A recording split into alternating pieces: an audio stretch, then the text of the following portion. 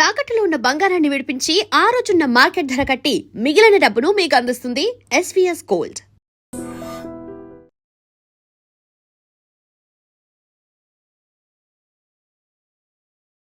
నమస్తే, welcome to I dream. నేను వలి. నటి అశురెడ్డి కేసు వివాదమైంది. 2018 నుంచి ధర్మేంద్ర అనే వ్యక్తితో పరిచయం పెంచుకుని నిన్ను పెళ్లి చేసుకుంటానని చెప్పి నమ్మించి దాదాపు 9,35,00,000 రూపాయలు తీసుకుంది. మొత్తం కూడా ఆస్తులు, కార్లు ఇవన్నీ కొనుగోలు చేసి తన పేరిట రిజిస్ట్రేషన్ చేసుకుంది. ఇది ఆ ధర్మేంద్ర తండ్రి సిసిఎస్లో కేసు పెట్టినటువంటి పరిస్థితి ఉంది.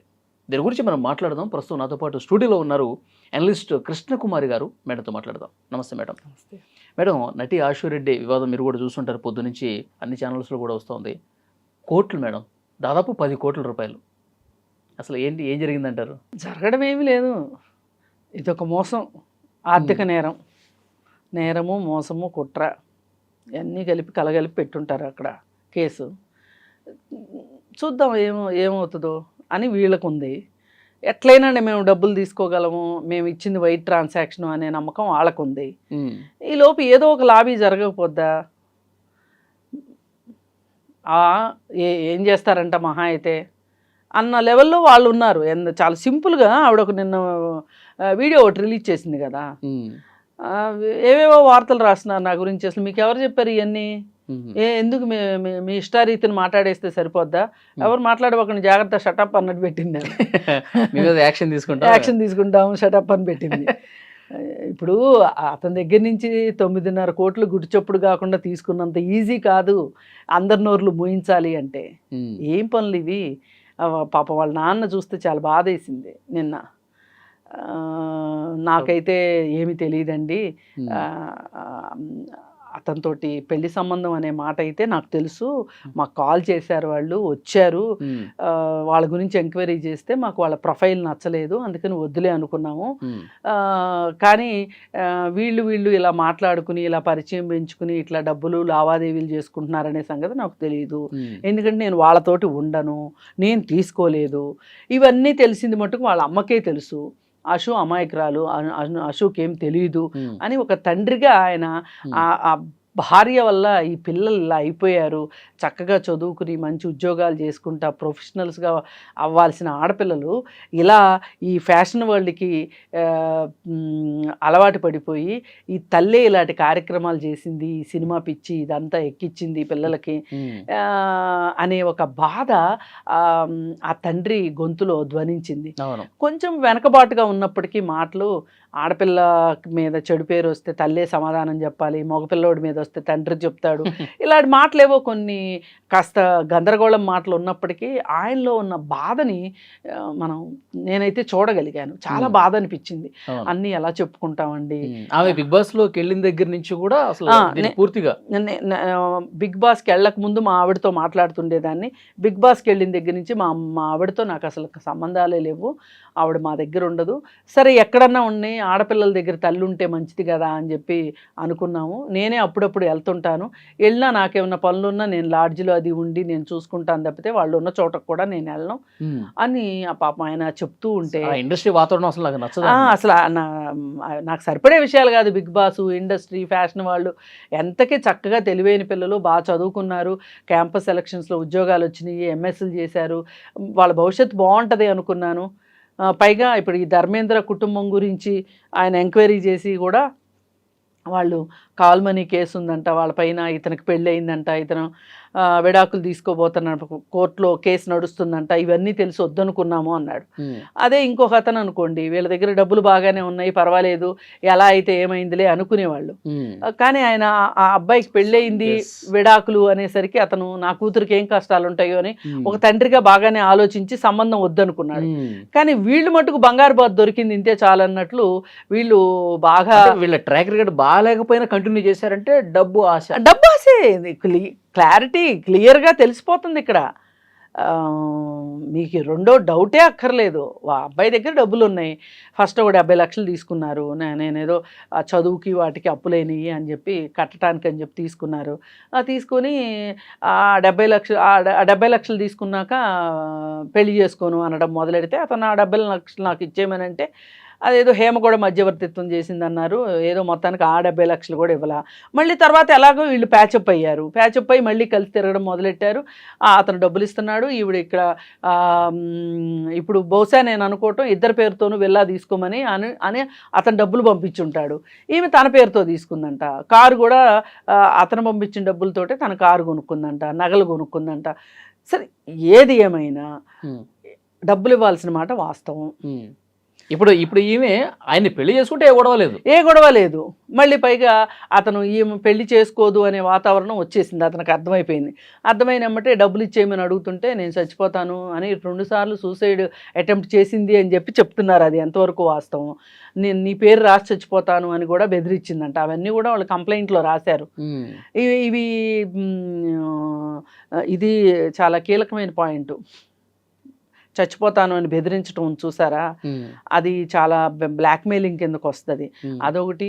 డబ్బులు వైట్ ట్రాన్సాక్షన్, ఇవన్నీ వీళ్ళు ఖచ్చితంగా సమాధానం చెప్పుకోవాల్సి వస్తారు. అంటే వీళ్ళు ఏమనుకున్నారంటే ఏరా అంత అమాయకుడుగా డబ్బులు ఎలా ఇచ్చేవరా అని అంటారు, ఆ ఉద్దేశంతో అతను ఎవరికి చెప్పుకోలే అని వీళ్ళు అనుకున్నారు. అందుకని వీళ్ళు అంత సీరియస్గా తీసుకోవాలి అతన్ని.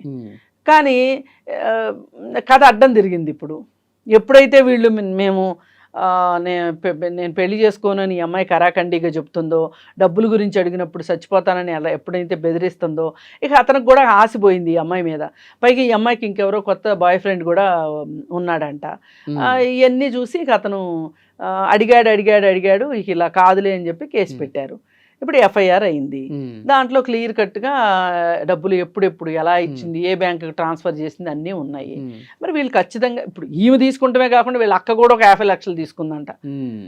కానీ అసలు ఎలా నమ్ముతారు మేడం? అంటే నేను ప్రేమిస్తున్నాను, పెళ్లి చేసుకుంటాను, నువ్వే నాకు కావాలి అంటే కోట్లు, లక్షలు కూడా కాదు, కోట్ల రూపాయలు అసలు ఎలా ఇచ్చారో అర్థం కావట్లా.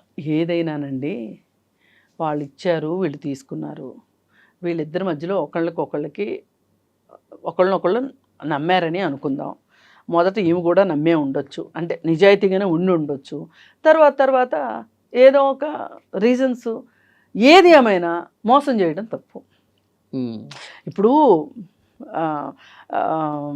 ఒక క్యారెక్టర్ అంటే దొంగతనం చేయడం, రెండో వాళ్ళది లాక్కోవటం, మాయ చేసో, మోసం చేసో, మాయ మాటలు చెప్పో, ఇవి లేని వాళ్ళు క్యారెక్టర్ లేని మనుషులు లెక్క అయితే. కానీ మనం ఏమనుకుంటామంటే జనరల్గా ఈమె 10 మందితో ఉంటుంది, ఈయన 10 మందితో ఉంటాడు, వీళ్ళ క్యారెక్టర్ లేదు అనుకుంటాం. మనం ఎంతసేపు ఆ లెన్స్లోనే చూస్తాం. ఆ లెన్స్లోనే చూడటం వల్లే సమాజంలో చాలా తప్పులు జరుగుతున్నాయి. అలా కాకుండా అసలు ఒక మనిషిని మోసం చేయాలని నీకు ఎలా అనిపిస్తుంది? అసలు రెండో మనిషి దగ్గర డబ్బులు తీసుకోవాలని నీకు ఎలా అనిపిస్తుంది? అసలు నీకు ఇవ్వాలనే ఉద్దేశం ఉందా లేదా? ఇది ఒకటి. ఇది క్యారెక్టర్కి సంబంధించింది. ఇంకోటి, మీరు ఏ విధమైన వృత్తులు ఎంచుకుంటున్నారు, మీరు ఏ విధమైన వ్యక్తులతో స్నేహం చేస్తున్నారు, మీ వేషభాషలు ఎలా ఉన్నాయి, మీరు ఒక వేషం వేసుకున్నారు అంటే ఆ వేషానికి అర్థం ఏంటి, పరమార్థం ఏంటి, వీటన్నిటిని బట్టి కూడా ఆ మనిషి క్యారెక్టర్ని లెక్కేయచ్చు. ఇప్పుడు వీళ్ళు పొట్టి బట్టలు వేసుకొని అవి సోషల్ మీడియాలో పెట్టి, ఇప్పుడు కొత్తగా ఈమె కూడా సబ్స్క్రిప్షన్కి రెడీ అయిపోయింది. గెట్ రెడీ అని చెప్పి అందరిని రెడీ అవ్వమని చెప్పింది. ఈమె రెడీ అవ్వమంటది. మా పేరేంటి, మొన్ననే ఆమె గురించి మాట్లాడుకున్నాం కదా, మెంబర్షిప్ సబ్స్క్రిప్షన్ పేరుతోటి. ఏంటి అమ్మాయి పేరు? రీతూ చౌదరి మొదలెట్టింది ఇదే. దివి అన్న అమ్మాయి మొదలెట్టింది. ఇప్పుడు ఈవిడ మొదలెట్టి విష్ణుప్రియ. ఇప్పుడు వీళ్ళందరూ ఏంటి అంటే, అమ్మో ఒక్కళ్ళే మొత్తం అందరూ డబ్బులన్నీ దోసేసుకుంటున్నారా, మనం ఏదో వెనకబడిపోతున్నాం అన్నట్టు ఒకళ్ళకొకళ్ళు మొదలయ్యారు. వీళ్ళందరూ బిగ్ బాస్లో వాళ్ళే. చూడండి, మొత్తం బ్యాచ్ బిగ్ బాస్ బ్యాచ్ ఇది. బిగ్ బాస్ నుంచి బయటకు వచ్చారు అంటే ఎప్పుడన్నా ఎదవతనం ఉంటుంది, వెళ్ళేప్పుడు ఎదవుతానో లేకపోతే బయటకు వచ్చాకనే ఎదవుతాను ఉంటుంది. అందుకే ఆ షో గురించి అంతలాగా నేను ఎప్పుడు నెగిటివ్గా నేను విమర్శించేది, అందుకే ఆ బిగ్ బాస్ షోని. పక్కన నీకు పబ్లిసిటీ రావటం కోసం పబ్లిసిటీ ఉన్నోళ్ళ చుట్టూ తిరగటం, ఆ ఆర్జీవి తోటి డాన్సులు, వాళ్ళు చేసిన వేషాలు, పాపం వాళ్ళ నాన్న బిగ్ బాసు ఈ సినిమాలు ఇవి మాకు ఇష్టం లేదు అని అన్నాడు. కానీ పాపం ఆర్జీవితో వేసిన డాన్స్ గురించి చూస్తే ఏ తండ్రికైనా, అలాంటి మధ్యతరగతి తండ్రికి అయితే మటుకు చాలా బాధకు గురవుతాడుగా, చాలా బాధకి గురవుతారు. మరి ఇలా మీరందరూ ఇట్లాంటి చేస్తూ ఉంటే ఇది కదా అసలైన క్యారెక్టర్ ఉండటం లేకపోవటం అనేది. అసలు ఎట్లా మీకు మనసొప్పుతుంది? బ్రాండెడ్ బట్టలు కావాలి, అన్నీ ఇంటర్నేషనల్ బ్రాండ్సే. ఒక హ్యాండ్ బ్యాగ్ పట్టుకుంటే అది ₹1,00,000 అంట, 50,000 అంట. షూసు వేసుకునే బట్టల గురించి ఎలాగో చెప్పుకున్నాం, మేకప్లు, ఇవన్నీ అసలు మొన్ననే ఏదో బెంజ్ కార్ పక్కన నుంచొని ఫోటో పెట్టింది. ఇన్ని ఎక్కడి నుంచి వస్తున్నాయండి? హైఫైకి అలవాటు పడిపోయారు. అదే, అందుకే ఆర్థిక నేరాలకు ఆస్కారం. ఆర్థిక నేరాలకు పాల్పడుతున్నారు. ఒక్కొక్కళ్ళు ఒక్కొక్కరు ఆర్థిక నేరం. ఇవన్నీ చూస్తే పోని ఎవరైనా మీకు ఇంత లగ్జరీ లైఫ్ కావాలని అనిపించింది, ఎవరైనా ఒక బాగా మీరు సంపాదించలేకపోయారు, బాగా డబ్బులు ఉన్న అతన్ని చూసి పెళ్లి చేసుకుందాం అనుకున్నారు, చేసుకుని లైఫ్లో సెటిల్ అయ్యారనుకోండి. ఇప్పుడు ఒకప్పుడు ఆమె పేరు అనిల్ అంబానీ పెళ్లి చేసుకున్న ఆవిడ స్ట్రీకింగ్ చేసింది, ఆవిడని పెళ్లి చేసుకున్నాడు అతను. కానీ ఆవిడ మంచి ఆర్టిస్టు, ఆమె సినీ ప్రపంచం మొత్తం వదిలేసేసి ఈ ప్రపంచంలో బతుకుతుంది, ఆర్ట్ ఎగ్జిబిషన్స్ పెడతా ఉంటుంది. ఆమెకు ఆ లైఫ్ కావాలని, అంత కుబేరుడైన వ్యక్తి కావాలి అనుకుంది. అతనికి కూడా ఈమె నచ్చింది, ఈమెకు ఆయన నచ్చాడు, చేసుకుంది. ఆవిడ చక్కగా హ్యాపీ లైఫ్ లీడ్ చేస్తుంది. చాలామంది సినిమా వాళ్ళు కూడా ఒకసారి ఇంక ఈ ప్రొఫెషన్ చాలు అనుకున్నప్పుడు పెళ్ళిళ్ళు చేసుకుని సెటిల్ అవుతూ ఉంటారు. అవును. ఇదేంటి అసలు వాడికి ఎవడికో అతను ఏదో దొరికాడు ఇంతే చాలు అన్నట్లు, పిండేద్దాం అన్నట్లు 9.5 కోట్లు తీసేసుకుని టాటా పెళ్లి చేసుకుందాం అనే ఉద్దేశం లేదు కాబట్టి ఇంత డ్రామా చేశారు. అంతేగా మరి, లేకపోతే అసలు ఎందుకంటే అసలు పైగా ఇంకోటి, ఈ నాటకాన్ని రక్తి కట్టించడానికి వేణుస్వామి కూడా ఉపయోగపడ్డాడు. వేణుస్వామికి జాతకాలు చూపిస్తున్నాము అని చెప్పారు, జాతకాలు బాగా కలిసినాయి అని చెప్పారు. బిగ్ బాస్తో పాటు వేణుస్వామి కూడా ఉండాల్సిందే ఈ సెలబ్రిటీస్ జీవితాల్లో, సెలబ్రిటీ జ్యోతిష్యుడిలాగా. మరి ఆయన జ్యోతిష్యం చూసి అంత బాగుంది అన్నాడంట. అంత బాగుంటే ఇంత మొదటి నష్టం ఎట్లయిందో, కేసులు పాలు ఎట్లయ్యారు, ఈ సంగతి తెలియలేదా? అందరికీ శకునం చెప్పే బల్లి కుడుతులు పడింది అన్నట్లు. లేదంటే 9.5 కోట్లలో ఆయన పాత్ర ఏంటో అదే కదా. అయితే ఆమెను కామాఖ్య టెంపుల్కి తీసుకెళ్ళి పూజలు చేయించాడంట. ఇవన్నీ ఎలా ఉన్నాయంటే, గ్లామర్ వరల్డ్ని, గ్లామర్నే పూర్తిగా నమ్ముకుంటే మటుకు ఎప్పటికైనా ఇలాంటి ఏదో ఒక దాంట్లో పడటం ఖాయం. మేడం ఇక్కడ పెడదారిని పట్టడానికి ఆ తండ్రి చెప్పిన మాటలను బట్టి తల్లే కారణం. ఇప్పుడు కాదు, ఆయన ఆక్రోశము, ఆయన ఉక్రోషము ఆయన మాటల్లో కనిపించింది. వాళ్ళ అమ్మకి తెలుసు జరిగేదంతా, మా అశోక్ తెలియకపోయి, మా అశు అమాయకురాలు, వాళ్ళ అమ్మకి అంతా తెలుసు అని చెప్పి మాట్లాడుతున్నాడు. ఆయన కూతుర్ని ఆయన బాగానే వెనకేసుకొచ్చుకుంటున్నాడు. కానీ ఈ భార్య వల్ల, ఆమెకున్న డబ్బాసి వల్ల ఈ ఆడపిల్లలు అయిపోయారు అని ఆయన బాధ ప్రస్ఫుటంగా కనిపిస్తుంది.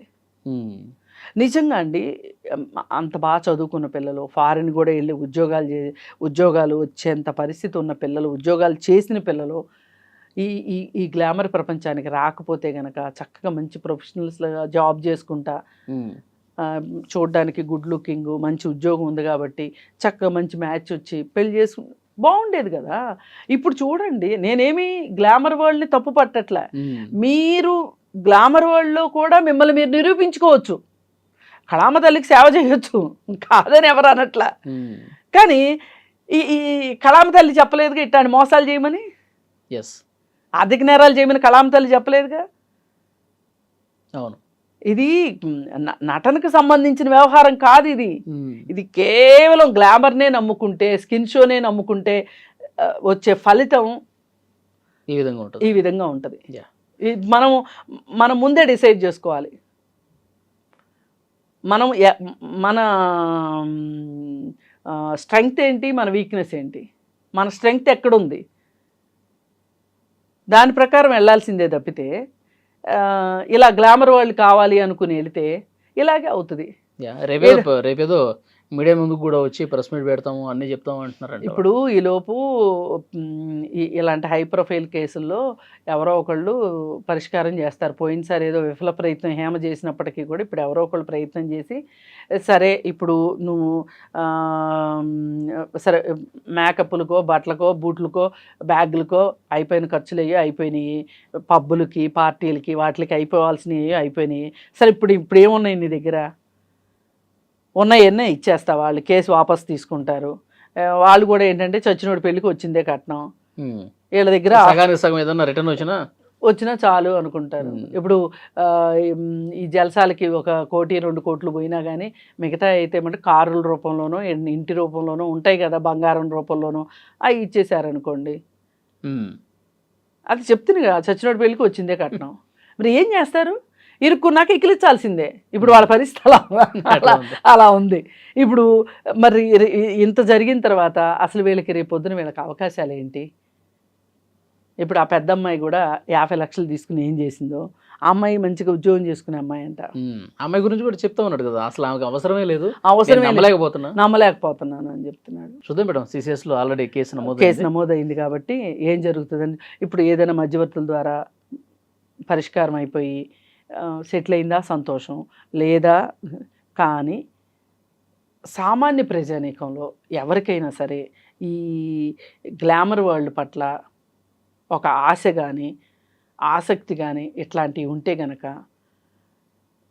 దయచేసి వాటిని ఎంచుకోవటం అనేది మట్టుకు మీ జీవితంలో ఏదో ఒక రూపంలో మీకు అది స్కిన్ షో చేస్తే నష్టమే తప్పితే లాభం ఉండదు, మీకు గౌరవం ఉండదు సొసైటీలో. అలాగే జీవితాంతం స్కిన్ షో చేసుకుంటా బతకలేరు ఎవరైనా సరే. ఇప్పుడు సినిమాలు అనుకోండి, ఎప్పటికప్పుడుగా సినిమాలు వస్తున్నాయి అనుకోండి, ఏదో అలా ఇప్పుడు పాత రోజుల్లో చేశారు అంటే ఒక్కొక్కళ్ళు ఎన్ని సినిమాలు చేసేవాళ్ళండి. 150 సినిమాలు 200 సినిమాలు చేసిన లేడీ ఆర్టిస్టులు ఉన్నారు. ఇప్పుడంటే వాళ్ళ కాలం తగ్గిపోయింది కానీ నిడివి తగ్గిపోయింది కానీ మరి అలాంటప్పుడు ఏమనుకుంటున్నారు వీళ్ళు, దీపం ఉండగానే ఇల్లు చక్కబెట్టుకోవాలి అని అనుకుంటున్నారు. అందుకే ఇట్లాంటి పాటలు. అందుకని ఇవి మామూలు ప్రజలకు పనికొచ్చేవి కాదు. ఇప్పుడు ఈ వీళ్ళని చూసే ఈ రీల్స్ షార్ట్స్ వీటిల్లో ఈ సబ్స్క్రిప్షన్స్ ఈ ఆడపిల్లలు మధ్యతరగతి వాళ్ళు కావచ్చు, దిగువ మధ్యతరగతి వాళ్ళు కావచ్చు, వీళ్ళు వేసి కాస్త మేకప్లు వేసుకొని ఏదో ఒకటి రీల్ తీసి పెట్టడం, ఈ రీల్స్ పిచ్చి ఇవన్నీ కూడా వీళ్ళని చూసి వీళ్ళు నేర్చుకుంటున్నారు.